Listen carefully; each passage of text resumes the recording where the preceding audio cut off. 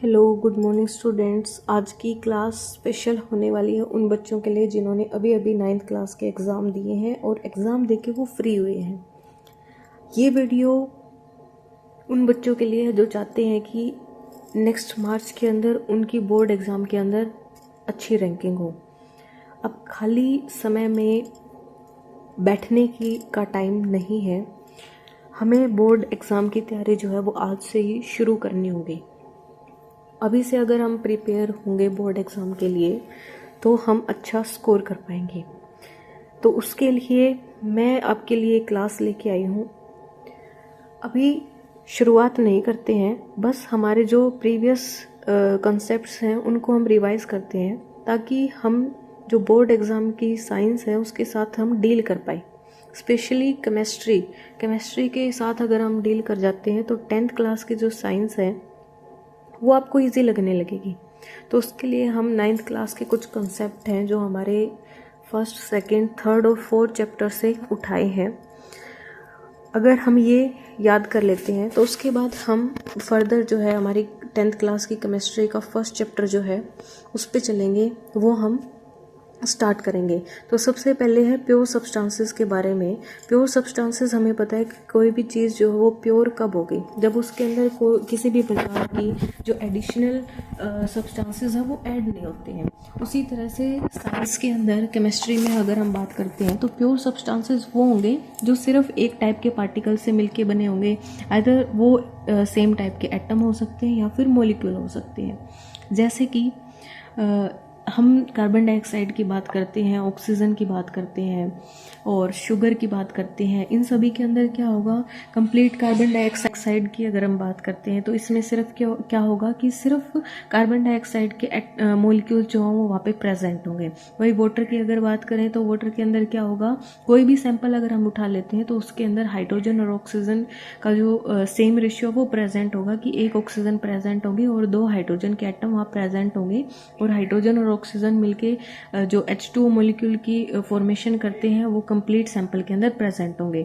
उसके बाद जो वाटर है वो किसी भी स्टेट के अंदर प्रेजेंट हो, आइदर सॉलिड फॉर्म में हो, लिक्विड फॉर्म में हो या फिर गैसियस स्टेट के अंदर हो, वेपर फॉर्म के अंदर हो, तो जो वाटर की प्रॉपर्टी है वो सभी की सभी सेम रहती है। वही प्योर सब्सटेंसेस को फर्दर 2 टाइप के अंदर जो है डिवाइड किया गया है। पहला हमारे पास है एलिमेंट, देन कंपाउंड। जो एलिमेंट है वो 3 कैटेगरी में डिवाइड किया गया है, metal, non metal and metalloids. जो मेटल्स है, जो धातु है, उसकी प्रॉपर्टीज हमने 9th क्लास के अंदर पहले ही रीड कर ली है। जिनके पास शाइन होती है, लस्टरस होते हैं, वो मेलिएबल होते हैं, डक्टाइल होते हैं, इलेक्ट्रिसिटी कंडक्ट करते हैं, मेनली हार्ड होते हैं। कुछ एक्सेप्शंस हैं जैसे सोडियम और पोटेशियम जो है वो सॉफ्ट होते हैं। उसी तरह से नॉन मेटल के बारे में भी हम पढ़ चुके हैं, अधातु जिनके पास कोई शाइन नहीं होती, मेनली वो गैसियस लिक्विड स्टेट के अंदर पाए जाते हैं। एक एक्सेप्शन कि वो इलेक्ट्रिसिटी कंडक्ट कर सकते हैं कि कार्बन का एलोट्रोप है जो ग्रेफाइट। उसके बाद मेटेलॉइड्स हैं। मेटेलॉइड्स ऐसे होंगे जिनकी प्रॉपर्टी कुछ हद तक मेटल्स की होगी और कुछ नॉन मेटल की होगी। मेटेलॉइड्स को जो है वो सेमी मेटल्स भी कहा जाता है।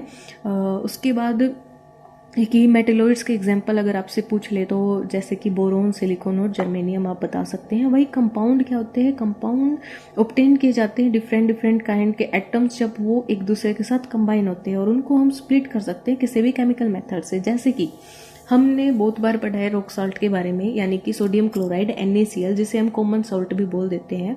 इसके अंदर सोडियम और क्लोरीन एक आयनिक बॉन्ड के साथ कंपाउंड की फॉर्मेशन करते हैं, जिसके अंदर सोडियम कटायन और जो क्लोरीन है वो अनायन की तरह वर्क करता है और आयनिक बॉन्ड की फॉर्मेशन करता है। वही H2O की बात करते हैं, वाटर की बात करते हैं तो ये भी क्या होगा, अलग अलग टाइप के 2 हमारे पास एटम्स हैं वो कंबाइन हुए हैं और एक कंपाउंड की फॉर्मेशन की है और इनको हम अलग कर सकते हैं। जैसे कि H2O है, उसमें से अगर हमें ऑक्सीजन और हाइड्रोजन अलग करना है तो उसके लिए हम मेथड यूज़ कर सकते हैं, इलेक्ट्रोलिसिस मेथड, जो कि हम 10th क्लास में आगे हम रीड आउट करने वाले हैं, तो वो कोई इश्यू नहीं है। उसके बाद है कुछ सिंबल है आयंस की बात करें तो आयन 2 टाइप के होते हैं, कटायन एंड अनायन। कटायन वो होंगे जिनके ऊपर पॉजिटिव चार्ज होगा और अनायन वो होंगे जिनके ऊपर नेगेटिव चार्ज होगा। अब जो कटायन की फॉर्मेशन हुई है वो क्यों हुई है?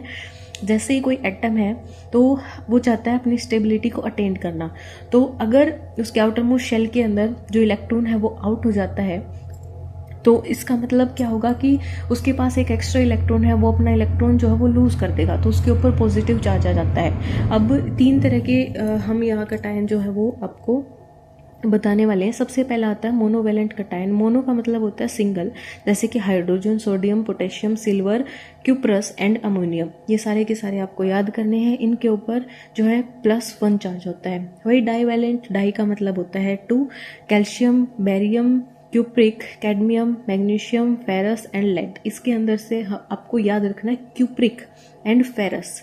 क्यूप्रिक और फेरस जो है ये दोनों के दोनों कैसे हैं? डाईवेलेंट कटायन है, इनके ऊपर 2+ चार्ज होता है। ऊपर हमने क्यूप्रस पढ़ा था, वो मोनोवेलेंट कटायन है। वही ट्राईवेलेंट की बात करते हैं तो एल्यूमिनियम और फेरिक, हमने ऊपर पढ़ा है फेरस।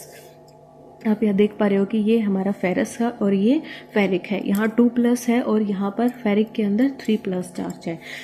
उसके बाद आता है मोनोवेलेंट अनायन। अनायन क्या होते हैं? जो जिनके पास कैपेसिटी होती है इलेक्ट्रॉन को एक्सेप्ट करने की, यानी कि उनके आउटर मोस्ट शेल में एक इलेक्ट्रॉन की कमी होती है, 1, 2 या 3 जितने भी इलेक्ट्रॉन की कमी होती है वो उनको एक्सेप्ट कर लेता है और उसके ऊपर नेगेटिव चार्ज आ जाता है। जैसे कि मोनोवेलेंट यानी कि जिनके पास एक सिंगल इलेक्ट्रॉन आ जाता है वो मोनोवेलेंट कहलाते हैं। जैसे chlorine, bromide, iodide, hydride, fluoride, hydroxide, nitrate and nitrite. ये दोनों के दोनों आपको याद रखने हैं, नाइट्रेट एंड नाइट्राइट। यहाँ NO3 negative and NO2 negative. वहीं डाईवेलेंट अनायन की बात करते हैं तो oxide, sulphide, carbonate, sulphate and sulphide, ये बिल्कुल दोनों के दोनों इंपॉर्टेंट है। सल्फेट के अंदर आपका SO4 नेगेटिव एंड सल्फाइड के अंदर आपका SO3 नेगेटिव आ जाता है। वही ट्राईवेलेंट अनायन की बात करते हैं तो फॉस्फेट, बोरेट और नाइट्रेट, ये आपको याद रखने हैं। नेक्स्ट चलते हैं हम कंपाउंड की फॉर्मेशन। कंपाउंड फॉर्मेशन कैसे होती है ये आप तभी कर पाएंगे जब आपको हर एलिमेंट के ऊपर चार्जेस पता हो। जैसे कि यहाँ बात करते हैं, हमें फॉर्मेशन करनी है कैल्शियम क्लोराइड की, तो हमें पता है कि जो कैल्शियम है वो तो एक कटायन है जिसके ऊपर 2 चार्ज होता है, 2+।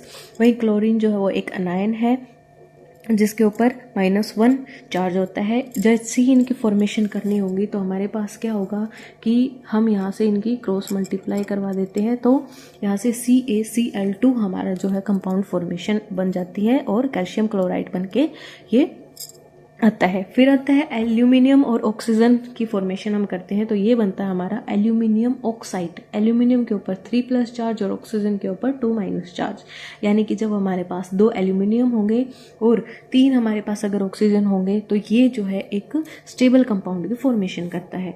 वहीं नेक्स्ट आप देख सकते हैं और भी आप ये खुद प्रैक्टिस कर सकते हैं। इसमें से मैं आपको इम्पोर्टेंट बता देती हूँ कि एक फेरिक ऑक्साइड और फेरस सल्फेट, यहाँ देखोगे तो फेरिक आपको दिखाई देगा, तो यहाँ पता होना चाहिए जैसे ही फेरिक आ जाता है तो वहाँ कौन सी स्टेट लेनी है आपको, +3, और फेरस आ जाता है तो वहाँ पे आपको +2 की स्टेट लेनी है।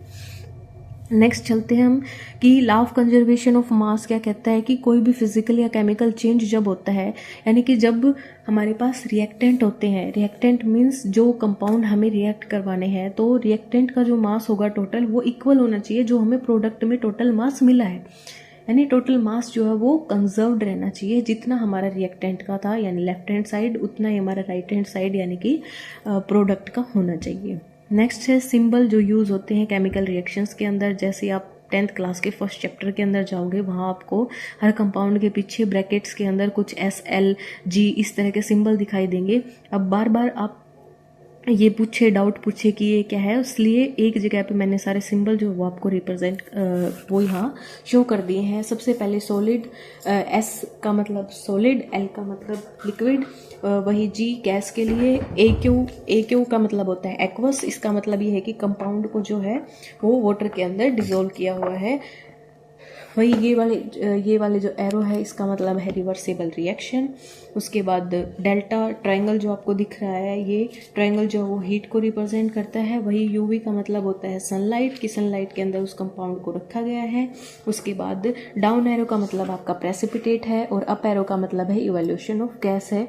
कुछ और भी सिंबल आपको यहाँ पे मैं लिखवा देती हूँ, जैसे कि अगर कहीं भी आपको CONC लिखा हुआ मिलता है तो इसका मतलब होता है कंसंट्रेटेड, इसका मतलब है सांद्र। और उसके बाद आपको डाइल्यूट भी लिखा हुआ डाइल्यूट भी लिखा हुआ दिखाई देगा। इसका मतलब होता है DIL का मतलब होता है डाइल्यूट यानी कि तनु।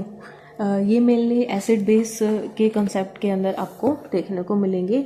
वहीं आगे चले, अगर हम इलेक्ट्रॉनिक कॉन्फ़िगरेशन जो हमने 9th क्लास के अंदर रीड आउट कर ली थी डाल्टन की थ्योरी के बाद, जो उन्होंने बताया था कि न्यूक्लियस है उसके चारों ओर इलेक्ट्रॉन रिवॉल्व करते हैं अपने फिक्स्ड ऑर्बिट के अंदर, जो कि बोहर ने बताया था डाल्टन की थ्योरी के बाद। बोहर ने कि इलेक्ट्रॉन जो है वो फिक्स्ड ऑर्बिट के अंदर रोटेट करते हैं, उनकी अलग अलग शेल होती है कि स्टार्टिंग बताई थी कि LMN, और उसके बाद कितने इलेक्ट्रॉन प्रेजेंट होंगे उसके लिए आपको फॉर्मूला दिया गया था 2n²। तो उसको सेटिस्फाई करते हुए आप इलेक्ट्रॉनिक कॉन्फ़िगरेशन बना सकते हैं। उसके बाद ये है आपकी इलेक्ट्रॉन डॉट स्ट्रक्चर। ये भी आप तभी बना सकते हो जब आपको ये पता होगा कि एलिमेंट्स के पास जो है वो कितने वैलेंस इलेक्ट्रॉन यहाँ पे प्रेजेंट होंगे। जैसे एक NaCl का मैंने यहाँ एग्जांपल ले लिया है। Na जो सोडियम है वो 11th एलिमेंट है, यानी कि 2 इलेक्ट्रॉन तो हमारे फर्स्ट शेल के अंदर आ जाते हैं, उसके बाद 8 इलेक्ट्रॉन हमारी सेकंड शेल के अंदर आ जाते हैं, और थर्ड शेल के अंदर सिर्फ एक इलेक्ट्रॉन प्रेजेंट होगा। यहाँ पे ऑक्टेट स्टेबल नहीं है, इसकी वजह से आउटर मोस्ट शेल के अंदर से वो अपना एक इलेक्ट्रॉन गेन करने की कोशिश करेगा। वहीं इसके सामने क्लोरीन है जिसकी थर्ड शेल के अंदर एक इलेक्ट्रॉन की कमी है। तो ये एक Na जो हमारे पास सोडियम है वो अपना एक इलेक्ट्रॉन जो है वो NaCl के पास यानी क्लोरीन के पास भेज देता है, और यहाँ पे आयंस की शेयरिंग की वजह से आयनिक बॉन्ड की फॉर्मेशन हो जाती है। तो अभी आप सिर्फ इतना रीड आउट कीजिए। अगर आपके इतने कंसेप्ट क्लियर हो जाते हैं तो उसके बाद आपको ज़्यादा कुछ मेहनत करने की ज़रूरत नहीं होगी, आपको केमिस्ट्री जो हो इजी लगने लगेगी। तो अभी तक आप इतना कर लीजिए। खाली बैठने से तो सही है कि आप अभी से बोर्ड की तैयारी करना शुरू कर दीजिए।